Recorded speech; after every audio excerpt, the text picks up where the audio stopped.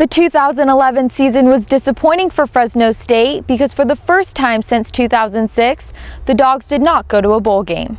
The Dogs were up and down all season as they finished with a 4-9 record. Fresno State started off the season against California in the Battle by the Bay. The Dogs came out flat in the game and could never recover as they lost 36-21. In Week 3, Fresno faced a scare at Bulldog Stadium against North Dakota.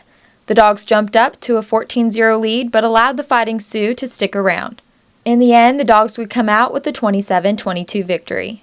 Fresno State welcomed the first SEC school to Bulldog Stadium as they faced Ole Miss. The game was a slugfest with Fresno State taking its punches and delivering some themselves. But in the end, Fresno State could not get the win, losing 38-28. The following week, Fresno State faced former WAC rival Boise State. The number 5 ranked team of the country at the time showed their ranking by dominating the Dogs 57-7. Although the Dogs lost to Boise, they still had a chance to win the WAC as they were 1-0 going into their homecoming against Utah State. Fresno State started off slow against Utah State, but then Derek Carr and the offense woke up and scored 17 unanswered points in the second half. The Dogs would go on to win 31-21.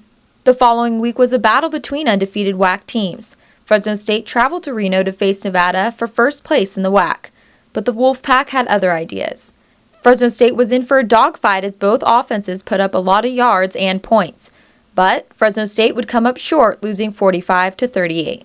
After the New Mexico State loss, defensive coordinator Randy Stewart stepped down and was replaced by linebackers coach Tim Skipper.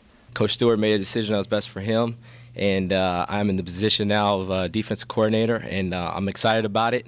Obviously, I played defense here, seen some good defense here, and I want to get back to that type of defense. After going 1-2 in the next 3 games, Fresno State returned home to play WAC rival San Jose State. It was close throughout, but the Spartans would pull it out in the end, winning 27-24. It was the first loss to San Jose State since 2006. Following another loss at the hands of San Diego State, history was made with head coach Pat Hill being fired after 15 seasons.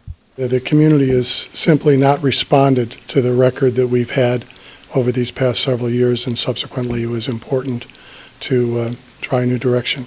Despite all the losses Fresno State suffered throughout the season, some key players set records this season. Wide receiver Jalen Saunders became the first Bulldog to go over 1,000 receiving yards since 2001. Kicker Kevin Gessling became the all-time leading scorer in Bulldog history. Quarterback Derek Carr finished with the most passing yards by a Fresno State quarterback in their first season as the starter. Robbie Rouse would cap off a record-setting season with the most rushing yards in back-to-back seasons.